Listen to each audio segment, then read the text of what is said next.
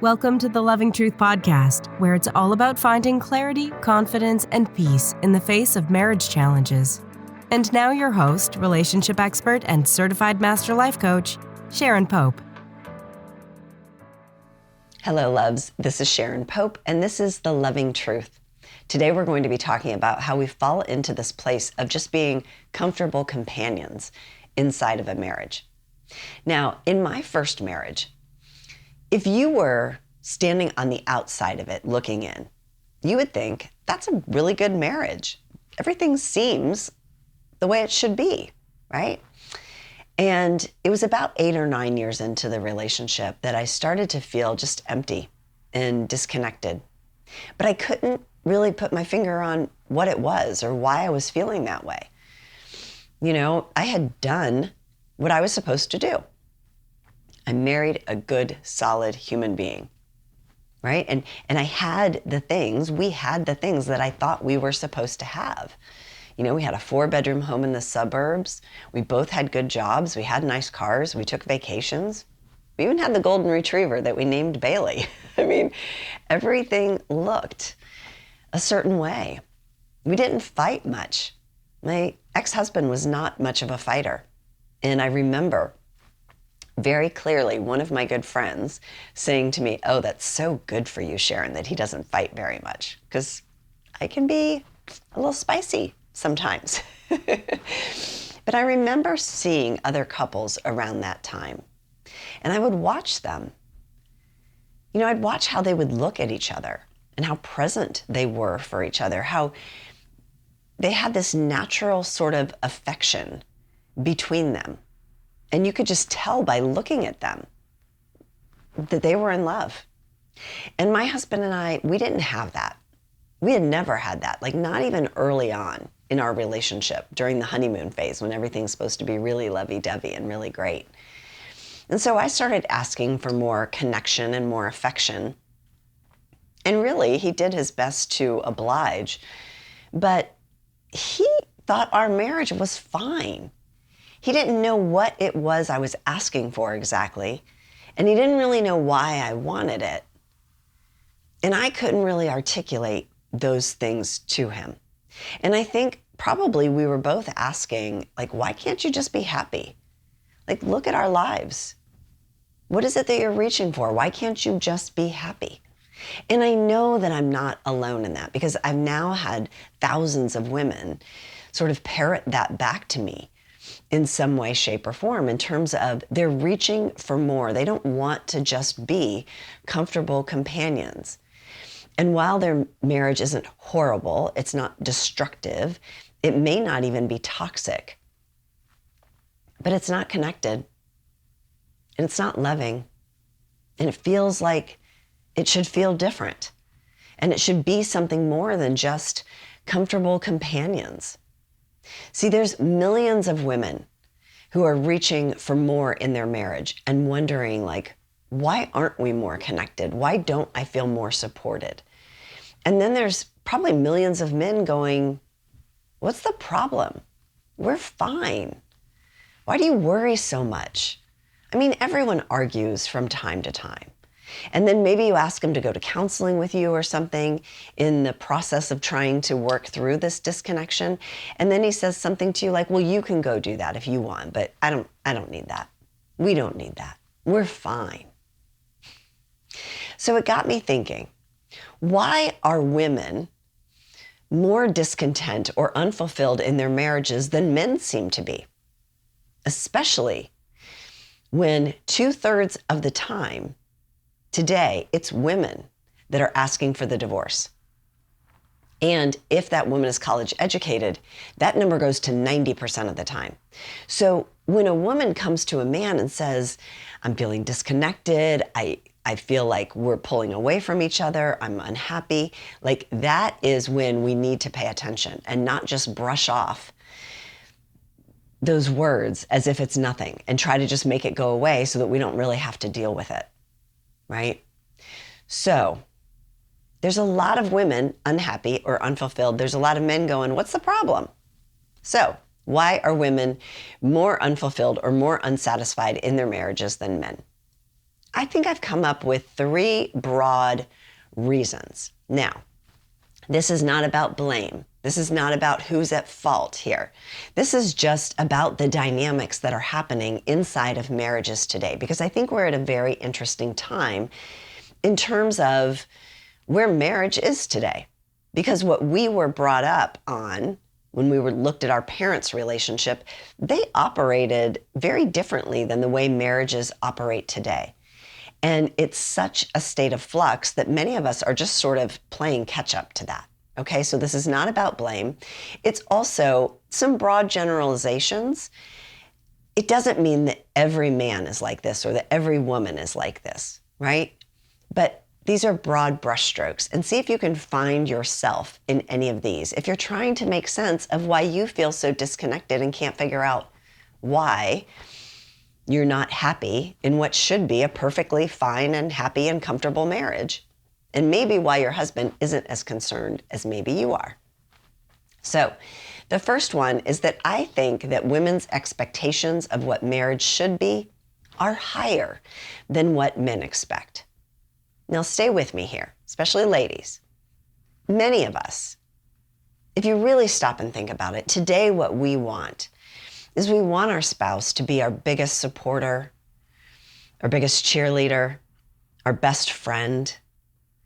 They want to be the person we want to stay up late and talk to about our deepest fears and our biggest dreams.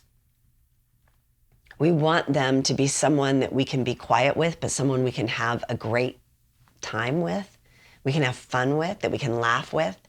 We want them to be close and sometimes far. we need a little distance, we need a little space, but don't we also want them to be our most passionate lover all the time?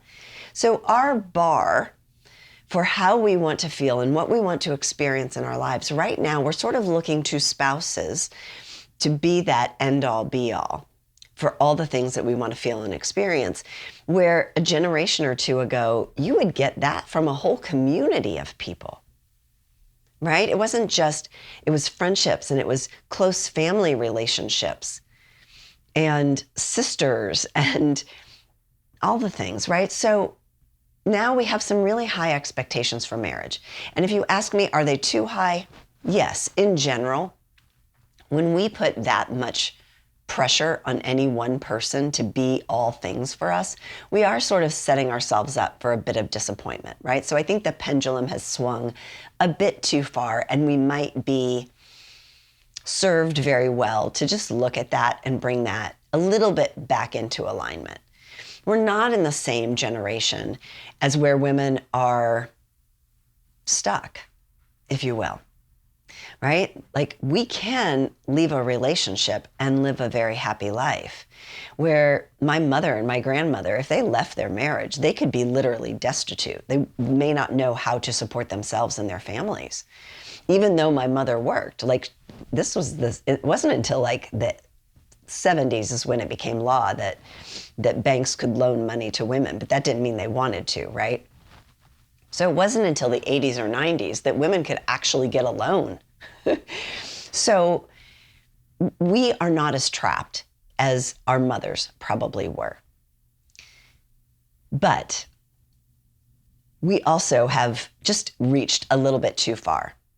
Because marriage, if you think back, it really was a business arrangement, right? Like, you, man, are going to provide me, providing and protecting. Right? And then I am going to provide to you. I'm going to bear children. I'm going to take care of those children. I'm going to take care of you and the family and the home, right? I'm going to make us have a good life. And it was sort of this business arrangement. And we've brought some of that into our marriages today, because we are looking for the other person to meet all of our needs. But our needs are just very different. Today, they're emotional needs, whereas before they were providing and protecting. Today, women don't necessarily need providing and protecting. We need more of those emotional needs. But that's not what was modeled for most of our husbands growing up in terms of what it looked like to be a husband, a man, a father.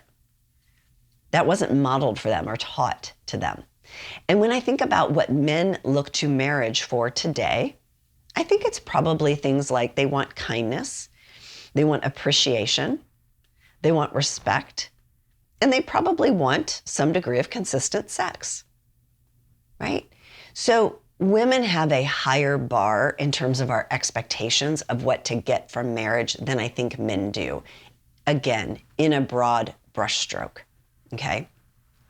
The second thing I would say is that when it comes to sort of what makes us feel successful in our lives and fulfilled in our lives, for women, I think the top of that hierarchy is the quality and health of our relationships. Like, if I feel great about my life and I feel really successful, it comes down to my relationships.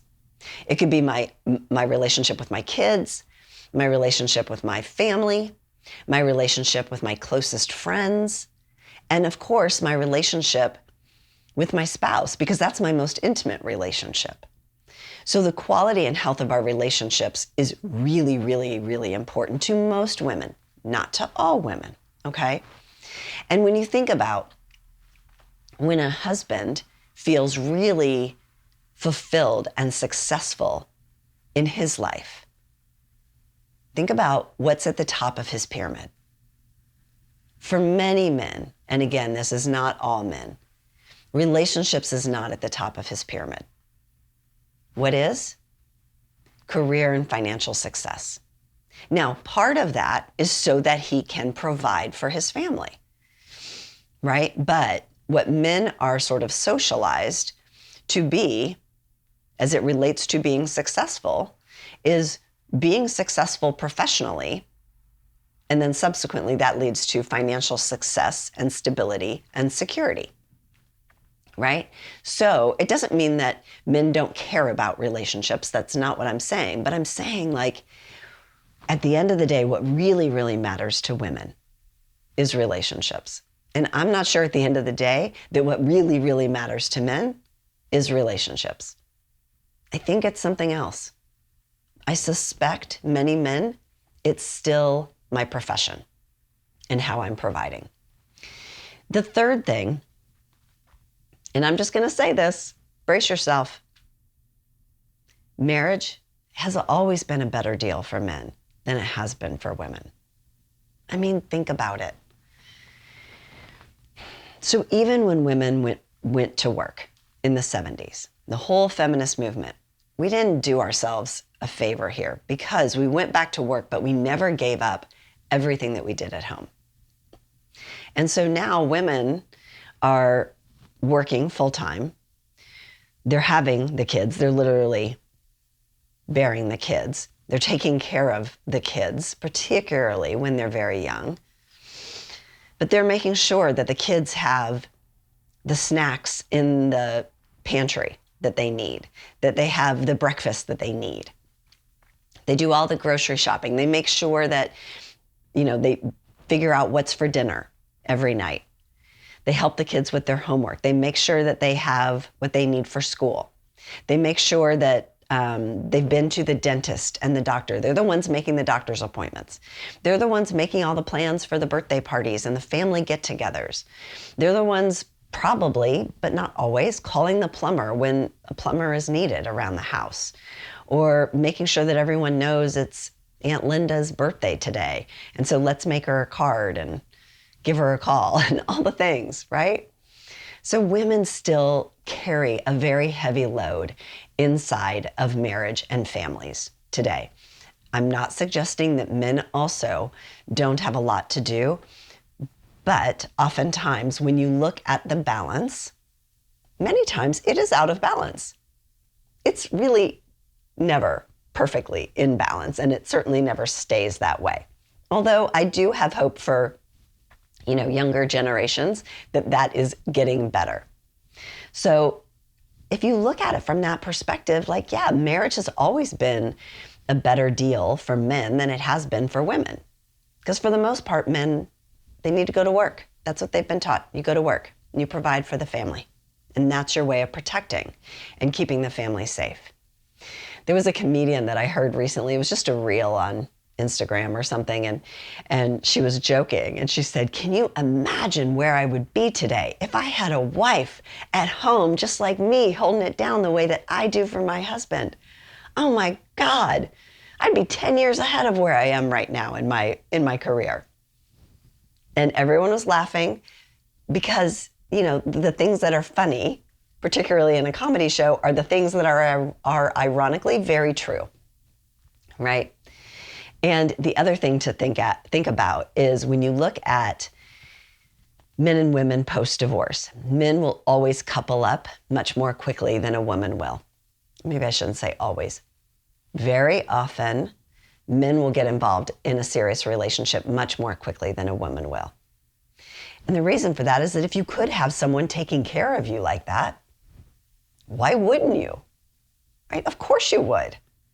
Right? But women, it's just a different dynamic. And so sometimes women, after a divorce, they're not ready to rush back in and get involved in a relationship again where they feel like they not only have to take care of themselves and their kids, they also then have to take care of all the things that maybe he's not going to do, right? So I know some of that stuff is hard to hear, but we've got to come up with some ideas of why are women so much more unhappy and unfulfilled in relationships? And why are women the ones that are driving the divorce rate right now? And I will just say it like this. I think that women expect a lot because women give a lot, right? And at the end of the day, what really, really matters to most women is not just being comfortable and safe anymore. We want to go beyond just being comfortable companions with our spouse. We want that loving, connected, even passionate and adventurous relationship with our spouse. And at the end of the day, what really, really matters to most women is the health and quality of our relationships. I hope that's helpful for you. Until next time, please take really good care. If you're listening to this podcast because you're struggling to decide whether to stay or go in your marriage, and you're serious about finding that answer, it's time to book a Truth and Clarity session with a member of my team. On the call, we'll discuss where you are in your marriage and explore if there's a fit for you and I to work together so you can make and execute the right decision for you and your marriage. Go to clarityformymarriage.com to fill out an application now. That's clarityformymarriage.com.